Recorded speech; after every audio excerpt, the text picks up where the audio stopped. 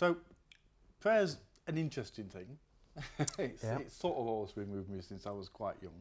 My dad was an atheist, so he would never have got me to pray. But my mum certainly did, and would try and make me say my prayers at night time, that sort of thing. But even at a young age, and probably 4, 5 or 6, I would look at my mum and I'd think, you're pretty dissatisfied with your life, and you probably pray quite a bit. I'm not sure what that's getting you. Yeah. But I would at times, especially when I was in trouble or I was scared or whatever, I would pray. It would be a natural thing to do at that time, and it would generally be about me. It would be me praying for myself. Yeah. And this, so this has been with me for a long time as growing up and looking at prayer and what it's about and what it's for. And then something happened a few years ago whereby, and there's all sorts of cases of this, but this is a couple of particular points, where a friend in their teens was diagnosed with a very serious illness, probably terminal. It would have, for most people it would have been terminal. And at the same time, another friend's daughter was diagnosed with leukemia. And I would say there was as much praying for both people as whatever. Now the teenage friend made a complete recovery, absolute complete recovery, and the 4-year-old girl died. I couldn't reconcile that with prayer of why would one and not the other. If God's listening, if God's listening to the prayers, why would that be the case? Yeah. So that gives me a great interest in prayer, and I see, church. I've got a lot of friends of different religions, and they all pray. It seems to be a universal thing amongst most religions that they pray for things. Yeah. So I got to thinking, where does that come from? What does the Bible tell us about prayer? Why do people do it generally? Is anybody listening? Is the general sort of theme. Yeah, and there's a lots on there. You just reminded me actually then, I just thought, I read somewhere, I'm sure I've read somewhere, or somebody's told me, that out of all the Christian literature, and there's tons of that out there, the most that's ever been written is on prayer. There's so much that's been written about prayer. And so it is a huge subject. And I think you're right. I think most, certainly the 3 main monotheistic religions, but most religions I think would have some form of prayer as part of their practice. And I guess, I'm thinking back to even in the early days when people believed in, they still do now in Hinduism and other religions, but when they had different Greek gods and different Roman gods, they'd often have, you would ask a blessing from one of the, if you're going to go to war, then you'd ask the war god for a blessing. And often many households would have their own little gods that were their gods that they would kind of talk to. And in tribal religions that believe in kind of spirit worlds, there's still a sense in which they commune with the other world, that afterworld. So there seems to be something kind of inbuilt in humanity that says that they're always kind of seeking to relate to that thing that's outside of our experience or outside beyond kind of us. And prayer is seen as a gateway, I guess for Christians, I won't want to speak for the other religions, but certainly for Christians, then that prayer is that kind of route to. So if we want to call this world reality, and then there's a kind of eternity or eternal stuff that's beyond that, then prayer is some kind of a route access, I guess, to that. And for Christians, that would, where we want to place quite a big emphasis on relationship with God and being in relationship with God through Jesus, normally in the Holy Spirit. That we can experience and be known to be in a relationship with God. Then, in that sense, it's like any, if I say I'm in a relationship with my wife but never talk to her, then it's not much of a relationship. Do you know? Well, she might think it's better. So I guess in that sense, prayer is a kind of natural way of being in relationship with God. But that assumes then that people are praying all the time. But your experience, I think, is probably common, that most people are praying. Most people pray instantly when bad stuff's going on, and not all the time. And often aren't going to be sat there saying how great God is when life's brilliant, but are more likely to say, this is, my life's terrible, can you come and save me, or can you come and help me? And that's all in the the Psalms are full of, the book of Psalms are full of these Psalms that, God, my life is wretched. Why did you even create me in the first place? Come and rescue me, come and save me. So there's something quite visceral, kind of earthy about that kind of crying out to God. Isn't also giving up? Is it like, oh, I've done what I can now, I've made a mess of this, can somebody come in and sort that out? Yeah, I guess, there is a sense in which, I guess for most people who are praying like that, or those kinds of prayers, there's a sense in which you're praying to some external, more powerful source. So I haven't got the capacity to sort this out. So I need somebody who's more powerful than me, or more powerful than the medicines or the doctors, or more powerful than a military army or whatever else, to come in and just kind of intervene in history. Instantly sort it all out. And sort everything out, And I think, so I guess, so there's a question around motivation for prayer. So that would be a very different. So for Christians in churches in particular, then the motivation for prayer would often be talked about relationship and about being in relationship with God. I think a lot of non-Christians would pray, but mostly in terrible times, and there'll be less of a prayer to a known God, and more of a kind of just outcry to say, "This is, I'm lost. If there's anything out there, come and save it, or come and rescue it." And I think, things like, I've never done it, but the 12 steps stuff for alcoholics, that's got a sense in which there's a greater being out there that will kind of that you can kind of believe in or access in. There's a greater good that's out there. So I think lots of people find ways of trying to access. It's difficult to know what word to use. I would use the word divine. Access the divine, that other thing, the thing that's different and out there and bigger than everything else. Not everybody would name that as God, I guess. No, in mindfulness areas and that sort of thing, you'd call it the universe to an extent. You put it out to the universe. Yeah. And certainly within that sort of thinking, it's less about asking for things for yourself directly, but asking for other people, other things, and therefore that throwing that out to the universe brings it back to yourself and brings you good things because you're asking for things for other people. So it's kind of transactional. Yeah, if I and if you read a lot of the mindfulness, that's pretty much what it's about. So you do good. So what goes around comes around. Absolutely. It's about creating the right atmosphere and the right. And I guess that prayer is often used in that transactional way as well. I remember certainly being younger. God, if I get this job, I promise I'll go to church every week. I'll go to church every week, or I'll do something else.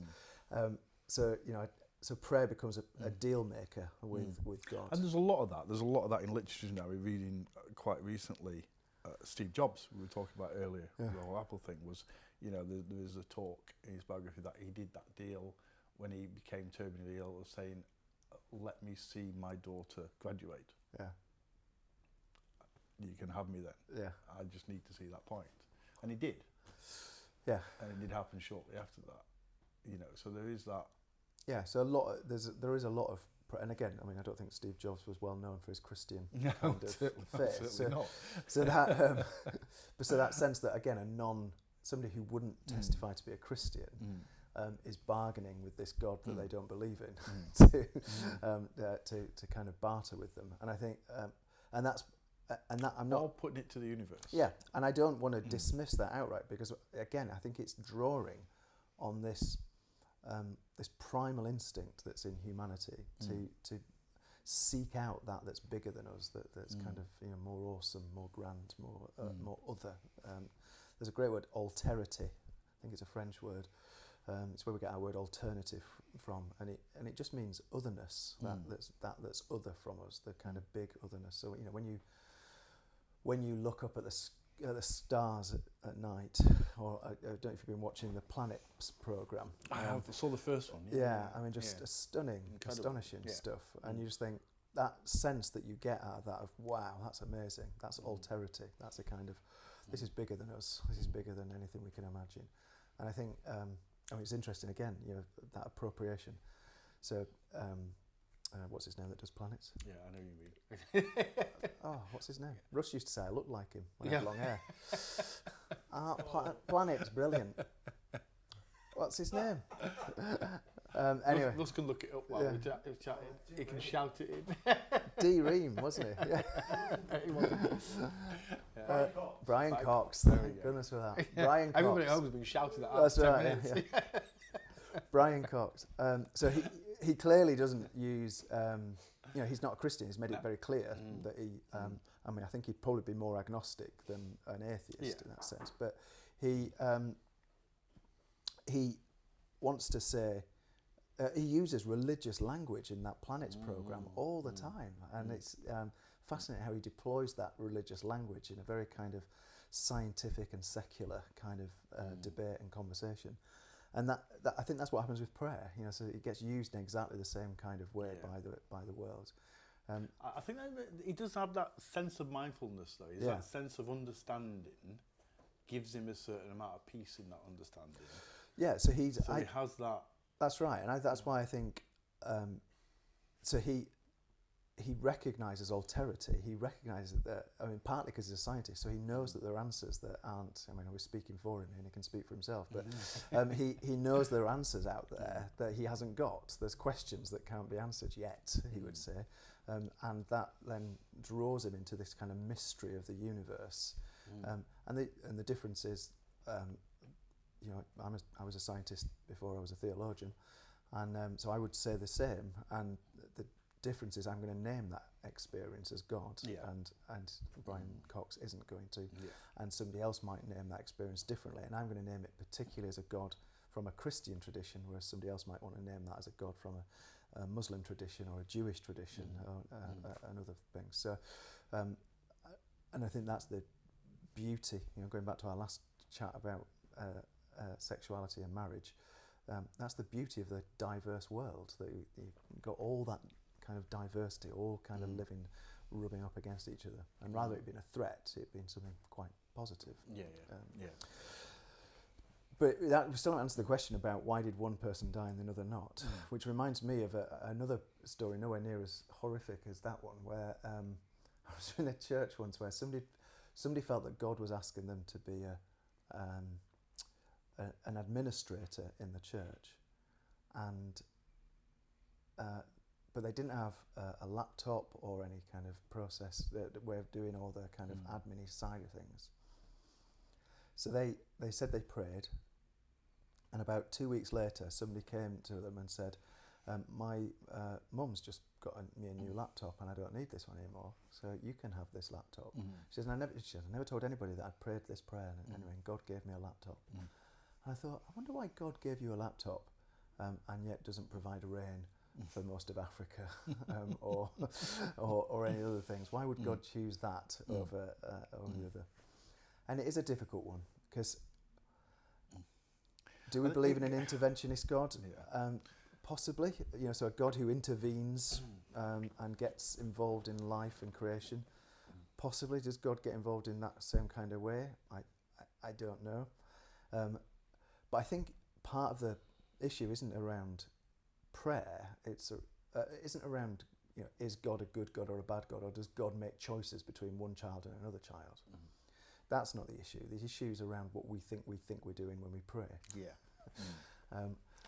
So when we pray for two people, both of whom are seriously ill, it's not that God doesn't know about those two ill. If we believe in a God that's fully all powerful, all present, it's not that God doesn't know about these two people already. So we're not giving God information that God hasn't already got.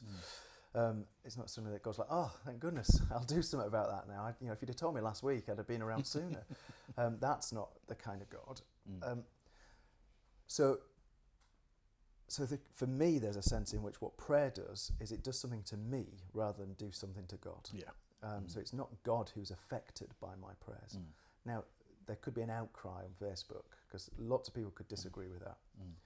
there could be people who, so there are some in the Christian tradition who would want to say that prayer is about petitioning God, it's about asking God, and when we show our faithfulness in that asking and petitioning of God, then God will respond to that petition. For me, that just doesn't work. It just doesn't add up in the same way. Because then I'm thinking, well, why hasn't all sorts of prayers been answered in that sense? Surely the world would be a much better place. That's right, because Christians have been, and other traditions have been praying for a better world for a long time. So for the Christians for 2,000 years, for Jews even longer. So for me, that it doesn't quite add up. And I had a friend, he's sadly died now, but a guy called John Hull, who I used to work with.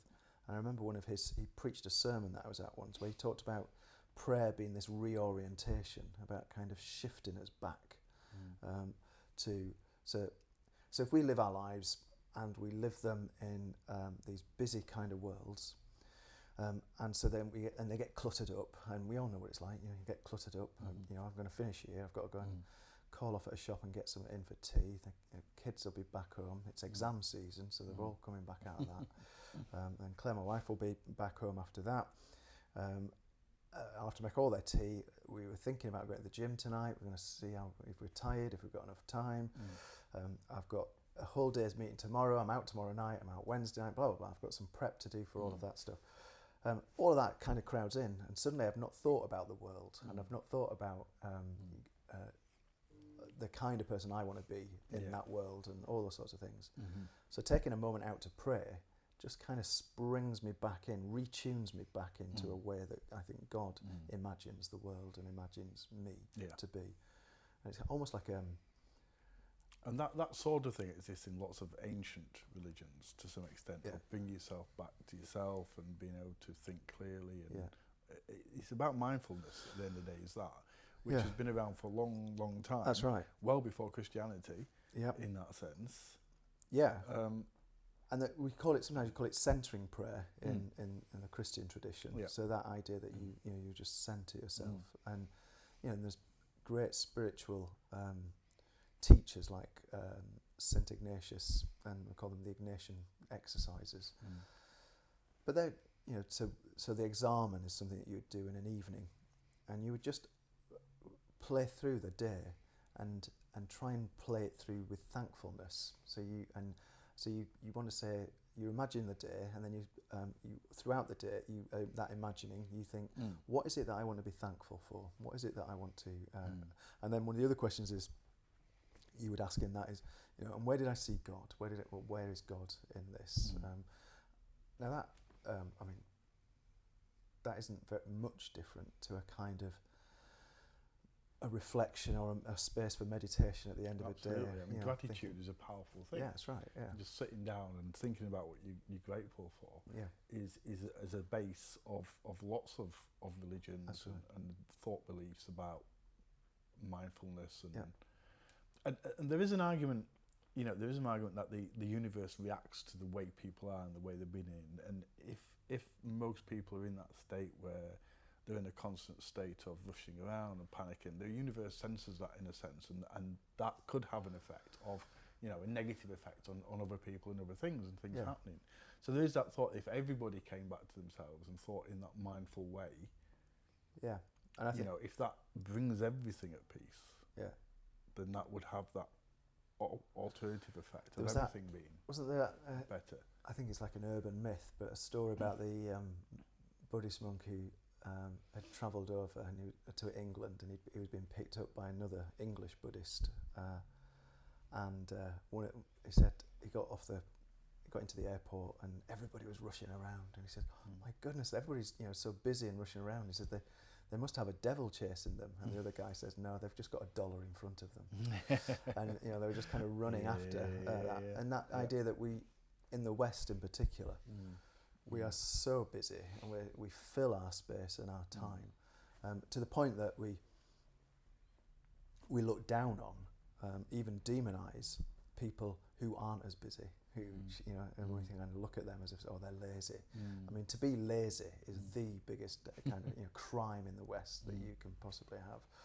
So so if somebody finds out that I've got a job and my job means that it gives me plenty of time to read, to sit quietly, to do all those things, then I was like, well, that's not a proper job, is it? It's not a real job.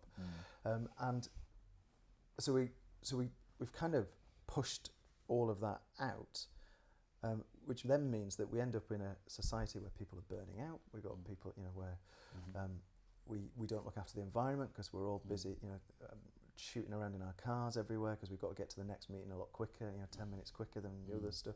So it doesn't just affect my own well-being. No, it affects the people I'm working with. Everybody. And when people like that, they make mistakes. Yeah. They make a lot of mistakes, and that has an effect on somebody else. That mistake can and you get angry. If I already knew I looked through my diary yesterday. I thought, oh God, what a busy week! I've got a really busy week this week, and then and just being aware of that means the kids will wind me up at some point, and I just need to know that it's not their fault. It's my fault. It's your state of being. Yeah, it's my stuff that'll just come out, and so I might need to take some time or find my own place. But then that so being aware of that is and trying to then find spaces this week where I can just kind of be, so for me, prayer, I would say that is, if you go to church, prayer will often be spoken out from the front. And it'll be said, and I think that's because that's a corporate prayer. You're not praying. The person who's speaking isn't actually praying; they're performing, so that the other people can do whatever they need to do that connecting with God. Now, they might also be praying as well, but their main function by praying out loud is to perform, to enable everybody else to. We were talking about earlier, weren't we, about films and productions where you lose yourself in the performance. A good corporate prayer can do that so that people will lose themselves into that other thing. But when I'm on my own, I don't use words at all. I used to live, maybe this is what influenced me actually. When I lived in Birmingham, I lived with a Franciscan monk, and I was only early 20s, I think. And he once said to me, so he was an Anglican and a Franciscan monk, and he says, the problem with you Methodists, he says, is that you insist on giving God a shopping list of everything you need him to do. He says, whereas for us, for me as a Franciscan, prayer's a bit like getting into a warm bath after a long day's work. So just to kind of breathe, relax, and just kind of submerge yourself into this thing that is God. And I think it's taken me a long time, but I think I've got close to that place now, than having to get on my knees and say, right, God, I need you to fix this. I need you to sort this out. I've got a problem with this, and I need to tell you about my sister or whatever, because that's something that's on my mind. That isn't prayer for me anymore. Because the best way of sorting those out is to be right in yourself and to be and to see things properly. That's right. And that sort of brings us back to my thinking on the talk we had on how we opened this about the two people with the illnesses and the different outcomes and such like, which things happen. Things happen. Things happen to people. Bad things happen to good people. Yeah. A lot of it, I think, is the power of the mind and the awareness and belief in what you can do yourself. And for me, the difference, and I could be completely wrong in this, but it's probably how I comfort myself in this, is that the older person knew they were at a certain point in their life, they knew how much they had to live for what they wanted to do. Yeah. A child is less worldly wise, and will accept things a lot easier. Yeah, maybe. I mean, I think that's, for me, is the mystery where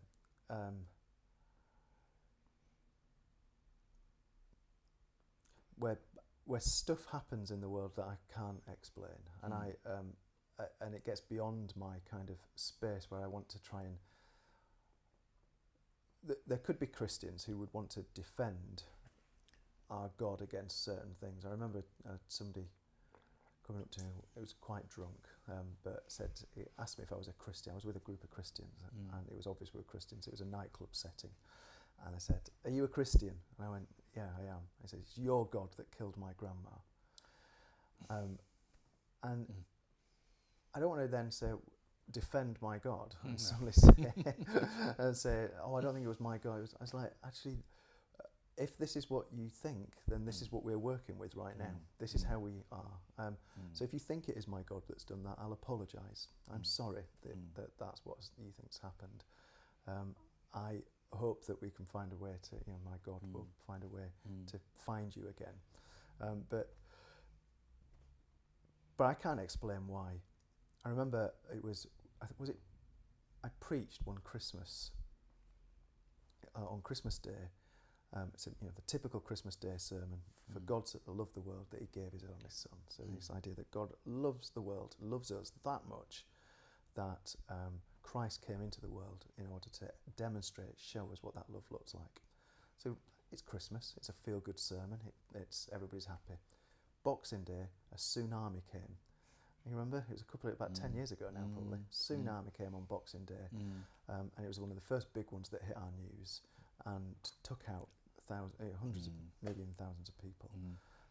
And I had to come back to church the following Sunday saying, I know I said that on Christmas. I still think that might be true. I have no idea why this has just happened now. So I tried not to bother even explaining or trying to defend why bad stuff happens in the world. What I think is more important isn't about. So it's not just it's not more important. What is equally as important isn't just about the people who we're praying for or who are affected by this, but also our then reaction to them. Exactly and that. And to bring it back to the guy who confronted you about God killing his grandmother, he's essentially carrying a lot of baggage, a lot of hatred, a lot of angst or whatever, and that's not doing him any good. No, that's right. And that's what happens to the world. Yeah. Everybody carries that, and they pass that on, and that just goes on, doesn't it? In a and there was hatred brings hatred type. That's way. right. Yeah, and I think so hatred begets hatred. So if you're angry, you're going to create anger, and that happened in another thing. So I was a paramedic, and so we were watching that ambulance thing, that's on the TV, and there was a one just amazing moment where somebody was ill. They called the ambulance. And one of the people in the room said, "This is God's fault. And they said because I can't believe he's not looking after his own. I pray for people all year round, and again it's that kind of bartering. Well, I've done this deed for you, God, so now you do this deed for me. But prayer, in some ways, you think, I wish you'd realise that, because prayer should be changing you, so that when you see those things happening to people that you love, then you are transformed and you become different about those things, and react differently to those things. I think it's interesting, isn't it, that, biblically, talking about prayer, that Jesus, who arguably in the Gospels has quite an intense 3 years, so there's a lot going on, lots of people, lots of crowding in, lots of teaching, the haters are hating, and all that sort of stuff, and he has to take. It could be easy if Jesus was like all of us. He wasn't quite like all of us, but if he was human, then it's easy then to get snappy, to do all the things that we talked about before, to get snappy, to get angry, to kind of to turn on people quickly. He seems to have been able to hold that, because it seems to say often in the Bible that he takes himself off into a field, into a mountain, into a cave somewhere, and the idea of the temptations in the wilderness. That my reading of that story is that Jesus had got to the point in his life where he knew something big. He had to make some big choices, and he had to make a decision about whether or not he was going to follow this direction and path. And so he had to go and figure that out. And so off he went into the desert and kind of, on his own, and confronted himself and the demons and, all those things that you can, that you do. I can talk about, I go wild camping and walking, so I can sometimes go into Welsh or Scottish mountains for 2 or 3 days and on my own. And there is a kind of madness that occurs after about 12 hours where you just suddenly realise you're talking utter rubbish to yourself, and you start to go through all sorts of, oh, well, that's why everybody hates me, and that's why I can't, you know, and then you have to kind of come out of that other side and think, actually, there's a kind of confronting of self that occurs, and I think that's what Jesus experienced there. But he does that in prayer. And then interesting, the next time, well, not the next time, he then goes off all the time, but the really other big event, so that's the beginning of his ministry, is at the end of his ministry in Garden of Gethsemane, where he does exactly the same. You know, something big's about to happen, and he needs to get off on his own and try and figure out, you know, is this right for me? Is this what's meant to happen? How am I meant to approach this? And that recentering or reorientating that Jesus practiced in his own life, I think is a way in which, so it was a model for us to try and practice in our own lives. And I think was a way in which Jesus managed to stay as sane as he did throughout a really kind of intense, I mean, interestingly, in that Garden of Gethsemane, he does get snappy. The disciples fall asleep and he has a go at them. But I mean, he is at crisis point at this point of his life. So I can give him some of that. So it is, I think. So is that, to sum up the sort of prayer thing, and obviously we could talk about this for absolutely hours, but throughout history it has been, from various religions and various philosophers and things, it is about centering yourself. It is about bringing yourself back to being able to think clearly, look at the world through fresh eyes or old eyes that you'd forgotten, in that sense, and not necessarily about a shopping list. Yeah, I mean, I think Christians and other religions would want to say that it's not just about me as well, that prayer is about this communing with the divine. So so one of my favourite French philosophers, who was as mad as a hatter, but I love her to bits, was a woman called Simone Weil, and she talked a lot about attention, and for her, attention was to kind of lose yourself utterly into, you know, so if it's not just about paying attention. If I'm paying attention to you, I kind of lose myself in this conversation, and we can, you know, forget that there's cameras or Russ or whatever else is going on around us. It's just us two losing ourselves into that, and so for her, she says that the deepest form of attention is prayer, where you completely lose yourself in the other that we would call God, and that kind of, for me, that journeying into the heart of God, that deepening myself further and further. So like the bath imagery, you're just sinking, you know, slowly into the presence of God, where I become utterly lost to the rest of the world. And in that space, you know, for me, and from the Christian tradition, I'd say to know there that even if, you know, I think everybody else hates me, in that place I'm loved. In that place I'm cared for, I'm cherished, I'm valued, and then it does become about me, even though it's the God that I believe in that I'm drenched in at the time. But then, of course, and then from that place to pray for the world, rather than praying for the world in a shopping list kind of way, saying, right, God, you need to fix all this. But in that kind of almost deep trance to say, a calm way of putting it out. Now I can think about the world, and I'm not thinking about the world as in everything needs to be solved. I'm thinking about the world as in the love that I'm experiencing is the love that I want to pour out onto the world. So my relationship to the world becomes different. Peace be with you. Yeah. So I'm not angry at all the people that I don't agree with anymore. I pray. Dietrich Bonhoeffer said, if you're going to live in community, you have to pray for each other. And he says, later on, he says, praying for, because you can't be angry with somebody you've just prayed for. So if I'm saying, God, please bless Pete, and then I think, right, I'm going to tell you off now for something that I don't like, then, you know, you tell me that's almost impossible. And that's because it comes from a place of love. And I think you talk about kind of giving it back to the universe. I would say part of that is about giving it to the love that governs the universe, the primary principle of the universe. So but that's, I recognise that that's a very mystical, mystery kind of way of thinking of prayer, and there will be other Christians who think actually there is a much more direct relationship between telling God what's going on and God acting on it. Because the whole thing that tells you is God knows everything anyway. That's right. So for me that just doesn't kind of work out because it just feels a bit too transactional, and I think that's just not kind of the God that I believe in. Yeah.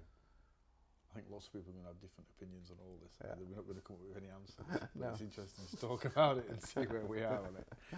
Next time, there's a couple of things I'd like to talk about. I'm going to let you choose. Oh, are you? Yeah, you might have to do some research. Great. So what do you know about TOC H? TOC? TOC H? Nothing. Anything? No. There you go then. Bit of research for you. We'll talk about that next time. Or something a lot of people, the same people who say, oh yeah, it's political correctness gone mad, etc. Use the phrase, they're just do-gooders. I'm interested in when being a do-gooder became a bad thing. Yes. I'm sure there's lots we could talk about that. Okay. Yeah. Yeah. When did do-gooder become a bad thing? Or TOC H? TOC H, and have to look that up. We'll look into it. Yeah. Brilliant. Look forward to next time. Yep. Okay. Thanks, Simon. Thank you.